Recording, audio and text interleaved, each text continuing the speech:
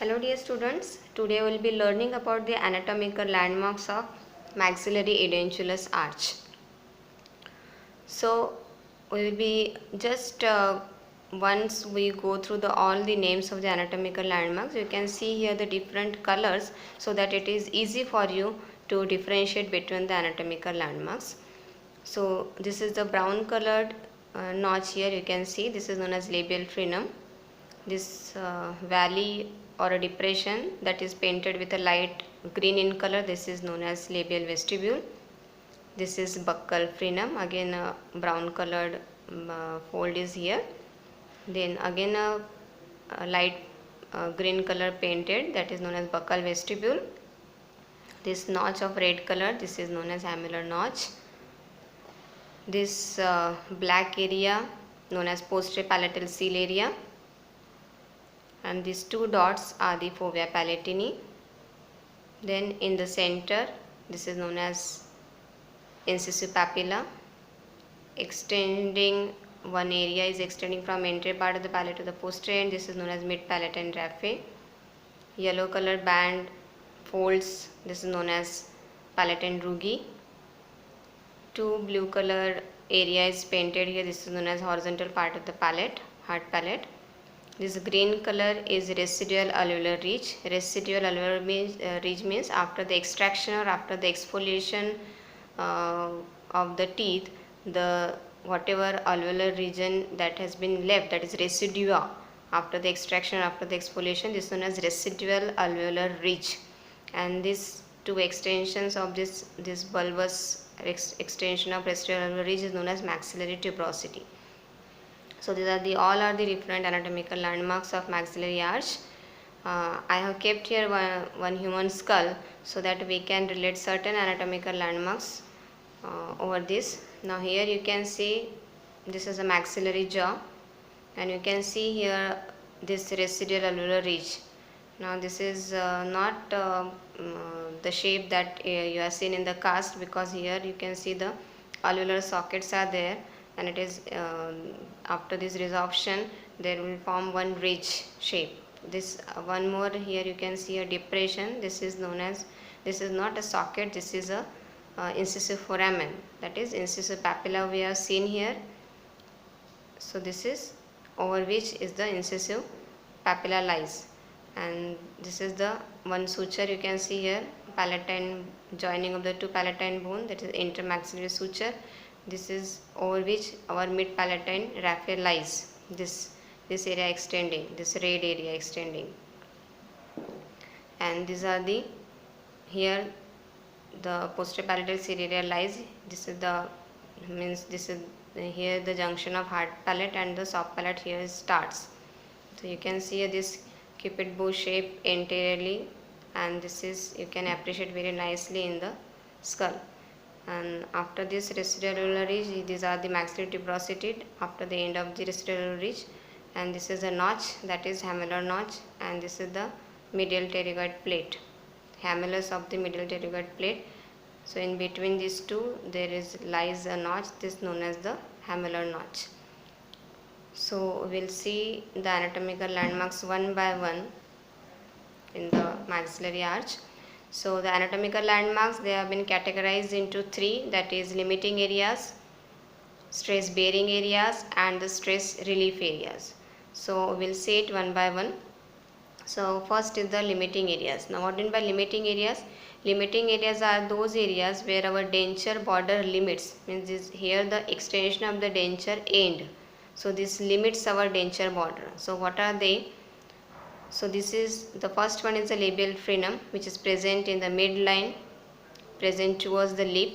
You can also appreciate it in your mouth. You just put your tip of the tongue in front of the two central incisors. You can see there a fold. That is this is a band of fibrous tissue which is covered by the mucous membrane, present towards the lip. That's why known as the labial frenum. This is again a band of a fibrous tissue which is covered by the mucous membrane. It is a fan shape, present towards the cheek area, that is buccal frenum. In between the labial frenum and the buccal frenum, you can see this depression is there. You can also put your tip of the tongue from labial frenum till the buccal frenum, that is known as a labial frenum. Here the labial flange of the denture end, this gives lip support to the denture also. So this is your labial vestibule. One more depression you can see here, which is extending from buccal frenum till the hamular notch, present towards the cheek area. That's why this is known as buccal vestibule. Next is a hamular notch that I have shown you just now in the skull, which is present in between the maxillary tuberosity and the the hamulus of the medial pterygoid plate, that notch. This guides here your denture should extend up to this hamular notch area. If the denture border extend beyond the hamular notch, what will happen? If the patient open his mouth widely, so because of the overextension beyond this hamular notch, the denture may dislodge, the denture may lose, or denture may fall. So your denture border should not extend beyond the hamular notch. Now this black area, this is known as a posterior palatal seal area. Here this is the junction of hard and soft palate, and you can apply or you can give pressure within the physiologic limit, which is very helpful for the retention of the denture. Now this is bounded by the two imaginary lines, that is known as anterior vibrating line. You can see the cupid bow shape of this, and the second is the posterior vibrating line. So the area in between these two vibrating line is known as posterior palatal seal area. Now the last limiting area is the fovea palatini.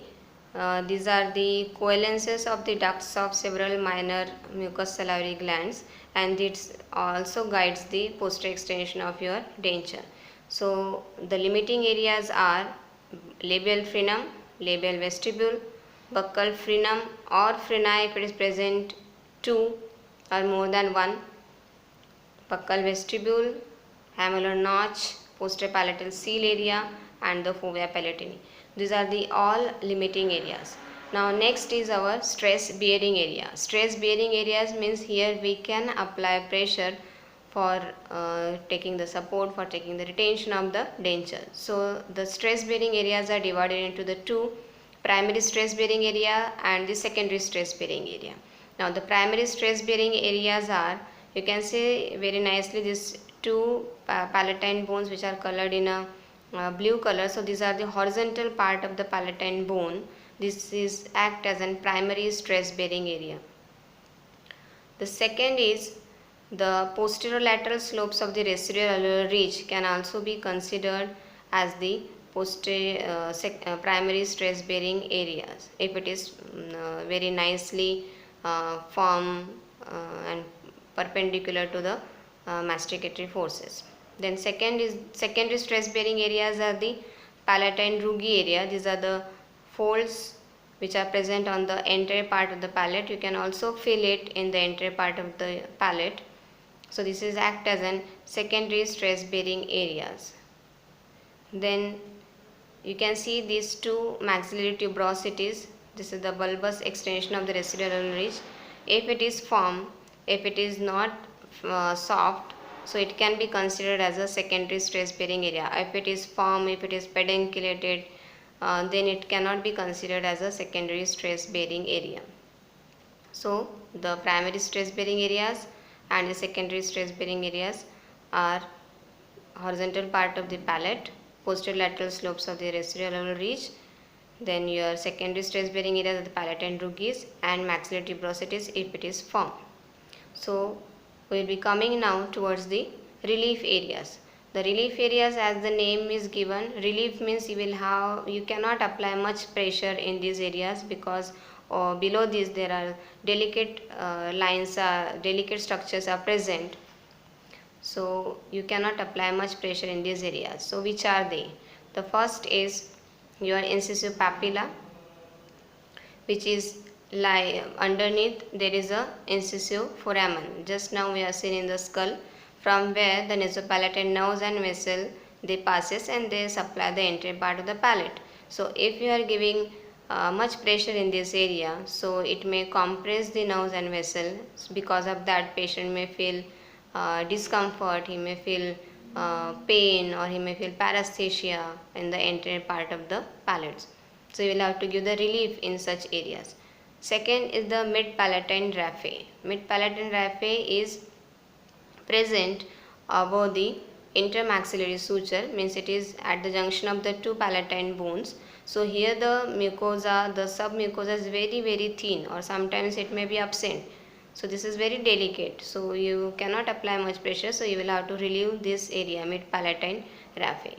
One more structure is canine eminences. After the extraction of the canine, bony elevations are remained there. So you will have to relieve these areas on both the sides of the canine. Then one more structure is torus palatinus. It is not present in this cast, and it is not present in the jaw also, in the skull also. So if how it is present as a bony elevation in the center of the palate. So if it is a big torus palatinus if there, then you will have to surgically excise it. But if it is small, then you will have to give relief in this area. It is present in the center, it is present in around 20% of the population, it is not present in all. So you will have to give relief to torus palatinus. Then sometimes the palatine rugae will have to be given relief, because sometimes it is very prominent. So in such cases you cannot apply much pressure, so you will have to give relief to the stress palatine rugae also. Sometimes some bony projections are present on the residual ridge, then you will have to give relief to such areas. So what are the relief areas? Incisive papilla, mid palatine raphe, canine eminences, torus palatinus if it is present. If palatine rugae is very prominent, then you will have to give relief.